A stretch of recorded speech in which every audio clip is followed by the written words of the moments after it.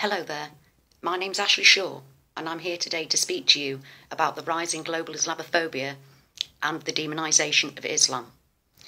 Today I was most disturbed to read of a case in New York where a judge has ruled that an anti-Islam advert is allowed to be seen on a bus. Now I'm just going to put my glasses on because I need to read this to you.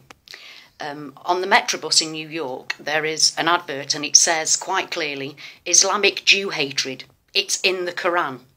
2/3 of all US aid goes to Islamic countries. Stop racism, end all aid to Islamic countries. Now, I want to tackle this on a number of levels. First of all, the fact that it says Islamic Jew hatred, it's in the Quran.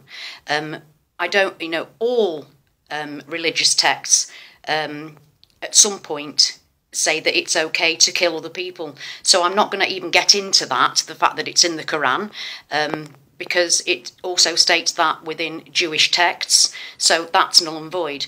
What is really, really quite disturbing is the fact that it says that 2/3 of all aid goes to Islamic countries. Stop racism, end aid to Islamic countries. That is the very definition of racism right there. Religious bigotry and racism right there in that whole advert. And what is really deeply disturbing to me is that this has been sanctioned by law.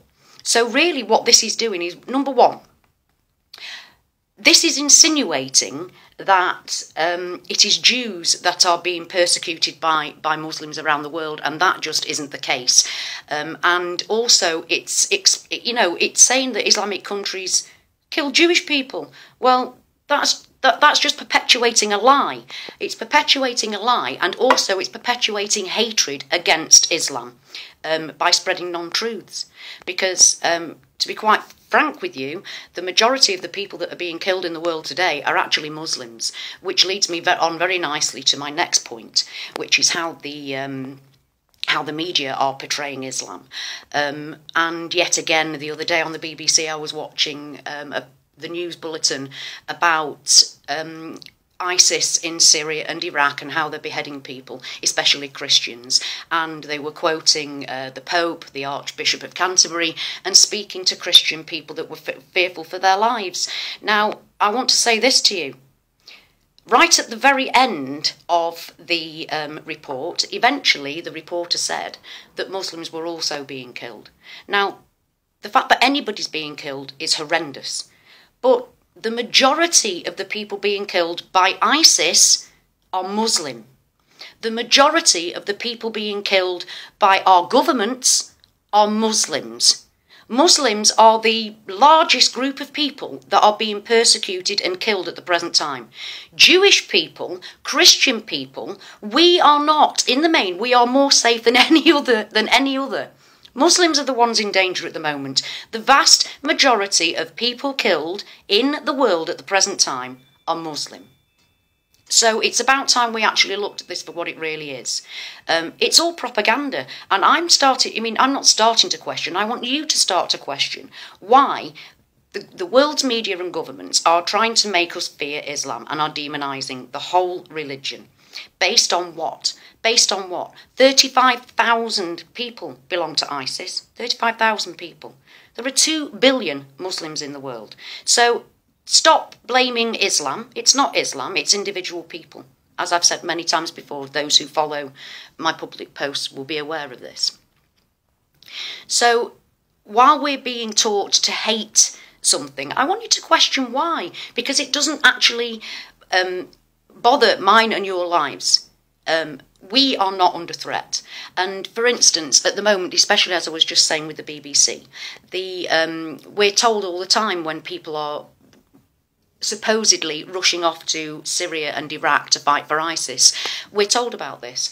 The one thing I want to say is that this just spreads concern that isn't relevant, because until people are actually charged and found guilty of it, found guilty being the operative word, I don't think any of these things should be reported on the news. Because, for instance, it was reported that some young Muslims in their 20s had raced off to fight for Syria, when in fact what they'd actually done was race off to give medical aid to the poor Syrian people who are under hell by their own government, by factions.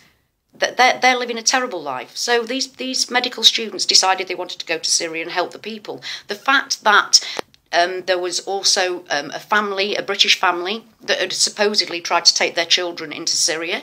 They were arrested, came back, and released without charge.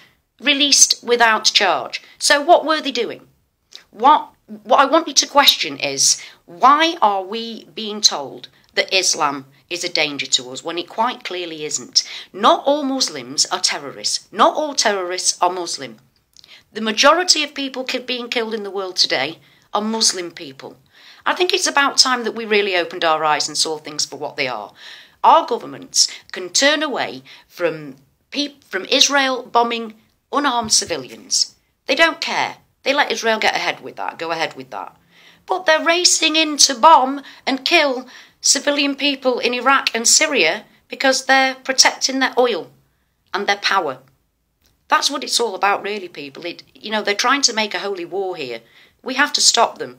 We have to stop the Islamophobia in its tracks. Hatred of Islam is as bad as hatred of Jews, hatred of anybody.